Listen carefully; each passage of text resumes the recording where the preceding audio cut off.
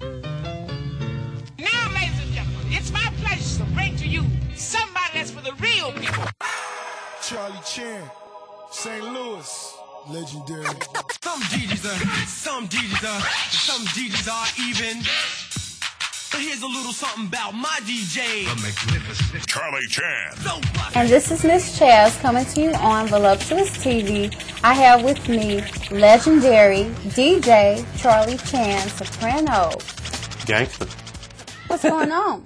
Hey, you tell me. You know, I'm trying to do this music thing and survive in this industry that seems to be kind of dying a little bit. Just trying to, I guess, you know, I love hip-hop, but I don't play just hip-hop, but that's my first love, and the music that's being promoted right now, it's all one-sided, one point of view, and trying to figure out ways to expand that and get it back to like it was in the golden era when you had a variety. You know, you had your Public Enemy, so you had your Consciousness, then you had your gangster rap, you had your NWA, your Ghetto Boys. You know, we need that again. We need that. And then you had, you know, your people like Heavy D that just kicked flavor and, you know, had dope videos and talked about things that, you know, everybody can relate to, instead of just this dope game. I don't sell drugs. I don't even know what a brick is, for real. Right. Exactly. I'm just keeping it real. You know, they like, we got birds. I like that. They into birds. I like birds too. What you got, cardinals? Parrots? I mean, you know, when the lingo comes, I kind of catch on to it late because I'm not in the streets, so I don't know. What do you feel is the role of music within the community? I always say it should be real. You know, entertaining, because music is entertaining. I preferably like music that touches the soul. You know, be it if you're into gangster rap and, you know, if you live that drug game and you live that drug tale and it's hot, I don't have a problem with that, but it's just not that. You know, it's other things going on, you know, besides crime. You know, we could talk about how bad the school system is, how they need to be better, or how hard life is in general just for the average person, you know, because everybody ain't got a car. Some people on the bus. Some people got to walk. I mean, everything is so, we got money, we making money, but we don't hear the story of the person that's striving. Mm-hmm. Everybody is a boss. They come in the game, I'm the boss. Where the workers at? We ain't got no workers. Or how about the story before you was the boss? It's just got to be better. But with that, we still need some upliftment to know that it ain't just one thing. Like, you know, like I said, I always go to the drug game because that's just what's so popular right now. It's cool if you want to talk about that and stuff, you know, and live the fantasy, because, you know, it's just like with movies. All the movies ain't real. You know, it's fantasy, so that's cool. But we got to have some that uplift and that's responsible, because we got kids in the hood. We all are not adults, and kids are going to hear this music because we as adults play it around. So we got to be a little more responsible in what we play, but then we need more responsible music being made. And how significant is the impact of the radio station in terms of influencing what we hear? Well, most of the stuff now is we giving the people what they want to hear, and the majority of what we play is what they want to hear. Mm-hmm. I mean, I work in radio, I answer phones, and they requesting these songs. A lot of these songs were requested before we ever played them. Mm-hmm. And when you have competition to other stations, it's about getting ratings, you know, and keeping your listenership up. You got to give the people what they want. So where some of us are going, oh man, this is whack, like why do they keep playing these records? We got thousands of listeners that love them songs. So we trying to balance it out as best we can.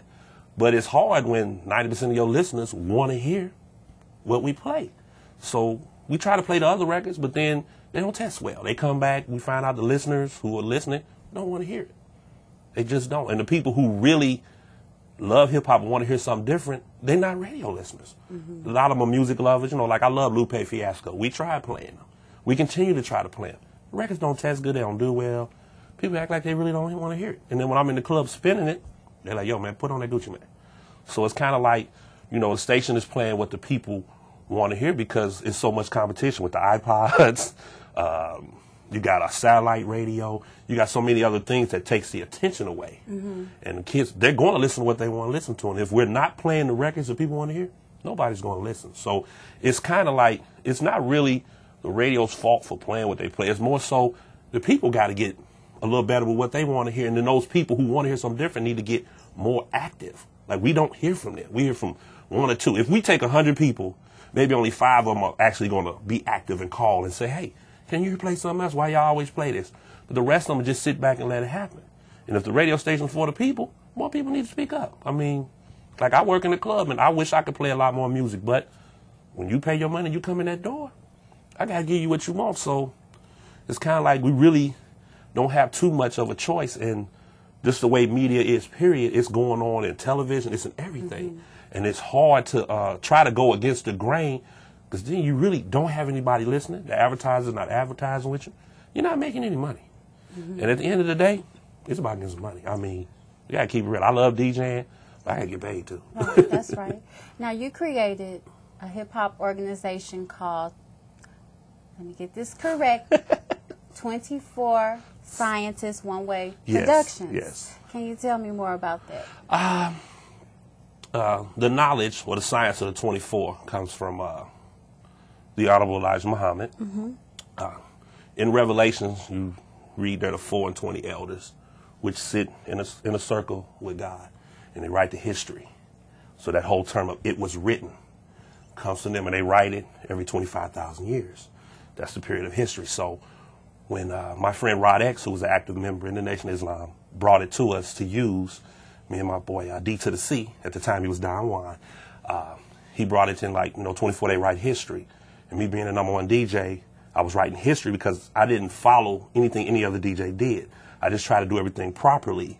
And then hopefully people would see it and be inspired. Like other DJ would see me doing my thing and go, yo, I want to do that too. Like everybody doing this, but he do that and he get response, he get respect, so I want to do that. And Don Juan and Rod X were MCs, so we form a group and figure, we'll show you how to be a group. This is before Wu-Tang Clan and all that. And then we grabbed other members, my man Storm, my man Stone, and we were just trying to be a positive hip-hop group that could talk about anything. Because, I mean, we talked about everything from the women to the streets to, just being a man.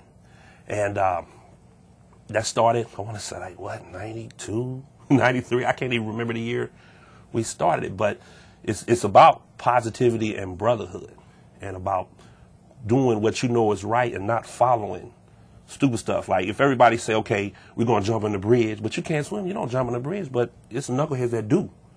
We ain't gonna do that. We ain't jumping in the bridge. Not without no life saver. You know what I'm saying? It's just, we trying to show everybody it's about being positive and moving forward and then being, that we do have one member that's Caucasian, my man DJ A-Flex. He works with kids. And that's another thing. We all love our mothers, so we all like some mama boys. Everybody's positive. Like I said, my man A-Flex, he works out of St. Charles. He works with like kids that need guidance, like there might not be no fathers in the home. And he goes, picks them up, take them to school. We take them out and be a role model. When we was at the radio station, he bring them up so they could meet me and see how life is. We know your life is hard, but look at the better things in life. And that's what we try to do with the music, to say, hey, there's something else. And then there's something else in life. If you keep following what everybody's saying is wrong, then you're going to lose, because everybody that follows that, they lose. Everybody who's winning are making their own way and doing their own thing. Some of it is not right, but they all making their own way. And we figure we'll make our own way and we'll be proper with it. I think that's a beautiful thing that you guys are doing within the community. Yeah. Additionally, you also have the Chan Chronicles, which will be aired on YouTube. Yeah, that's going to be, it's going to be like to really uplift St. Louis and give like local artists, a better perspective on what they need to do. Plus give me the chance to kind of rant and show another side of myself. I came up with the idea when Soulja Boy and Ice-T was having a little riff, and I was watching YouTube, and Soulja Boy made a lot of great points about Ice-T. He should be helping him. But then when he would end it with that, you old ass, then I was like, well, damn, you had to kind of taint it. And then I was kind of like, I felt him, and I understood, he was young. But a lot of people didn't know why they was fighting. A lot of people didn't know that what Ice-T said was put out by somebody else, and it wasn't to be heard. I figured, like, I would interview people, like say you have a problem with somebody. And I would say, hey, you want to be interviewed? And I would ask them. Neither one of y'all would know when you got interviewed. I would come to you. I would say, hey, you can't call this person out of their name. You got to be respectful. State your problem and stick with that. And then I will go do the same with them. And then I will let the people see it. And then they can decide, well, either you were right or they was wrong, or is it just some miscommunication instead of it just being, oh, F her and F this and F that, and then we get caught up in the word, and then other people get involved and they got nothing to do with it. And next you know, it's blown out of proportion. Then you, in the end, get some violence in some cases, because it's just stupid. I love our culture, I love our people, and a lot of stuff that we do now as black people, we didn't do 10 years ago. And now we kind of looking kind of crazy and out there, and it's got to stop, or else we gonna raise up the youth that's following this, and we really gonna be worse off, because the violence, everything has gotten worse and picked up worse. And you know, the music, which I love, I can't let that go down. How do you feel about the artists here in St. Louis who, in my opinion, might be considered fallen artists? Well, I would say, for one, it comes down to management and business, and I don't think their business was as tight as it needed to be. And then you're talking about somebody who was, maybe in some cases was working, really trying to get on, and then you get on, and a lot of stuff hits you at one time, and you're like, man, I'm living my dream. So you kind of get focused on that, and not having right business people around you to say, hey, no, we got to do this, hey, we got to do that. I don't believe they had that. So I think that was the problem. They didn't have the right business people to guide them through things. And if you look at everybody that was successful, they had the right business people, the right contacts, the right connections to help them, because it's more than just making a song. But, you know, you make the record, next you know they want to shoot a video, they throw money at you. Hey, you want to do the Super Jam? Hey, we want on BET. Everything is going. And then you go out, everybody caters to you. Everybody's coming, hey, what you want? You get free this, free that. You don't pay for nothing. You get the club free. The club on to bring the bottles. You pop them. You ain't got to do nothing. And you get kind of caught up in it. And then it's kind of hard when you haven't had anything in life. And then all of a sudden it's like, wow, you're being thrusted up on it. You just kind of lose sight. And I think that's pretty much probably what happened. But most of all, it's the business. You got to have the right business people looking after you to help you, to guide you through that. And when you have people that have never been through it themselves, then you both become a victim of just the game itself. It's just lack of knowledge. With you being a DJ and hearing so much music and having over 20 years of experience within this industry, who do you listen to? Like, if I was to go through your CDs in your personal vehicle, who would I find? Right now, you'll find I'll Be Sure's latest CD, because I do like that. I burn a lot of MP3s because I'm online gathering music. So personally, I like Slaughterhouse, and those members, Crooked I, Royce the 5'9", Joel Ortiz. I love Lupe Fiasco, big Kanye fan, Bangin' Fat Joe, Rick Ross. I'm playing everything that everybody's listening to, but outside of that, I'm listening to these other artists that, you know, have good hip-hop music. And then I got to go back to like some NWA, Ghetto Boys, some Pete Rock, CL Smooth. Then if I'm in one of them days like where I'm thirsting for something, for some brain power, then I got the Public Enemy, I got the artist Paris, I got that kind of stuff running so I can, you know, get in my game phase. You know, life is hard. And sometimes you need to hear somebody, you know, uplift you in that. Then, you know, when it's time to hit that club, you know, I ain't gonna lie, I got that Gucci Man on. He definitely in the ride, he pumping. So I kind of listen to it all, but believe it or not, jazz is my favorite music. So you're more than likely hear some jazz. And I ain't familiar with all the artists, I keep it real. But I get partners that are like burn me CDs, and I put that on, and it's a done deal. Who is your favorite local artist here in St. Louis? Oh, my favorite? Oh, that's not a problem. It's my partner, Luke Mon, the Don. He was the producer and guy behind the success of the Slew Crew and Big Wheel going on 106 and Park. And I think he's long overdue. Like, as far as the artist, as far as knowing, as part of being a smart brother, just period. Because he gives back to the community. He know a lot, and he's truthful. And he'll tell you just like it is. Like, you know, hey, it ain't that, it ain't this. And he's somebody that I admire. I like, you know, I wish I could be. I wish I had that skill he has. And that's my favorite local artist. Okay. Well, any last words? Yeah. Check me out. www.djcharliechan.com. You know, you can go on it daily. I'm posting pictures up because I'm like a little amateur photographer right now. And you can check my event schedule, see where I'm going to be, as well as my Chan Chronicles. If you have ideas, you can put up in there like, hey, what about this? What about that? I check it on a daily. And if you need to contact me, all my contacts are there.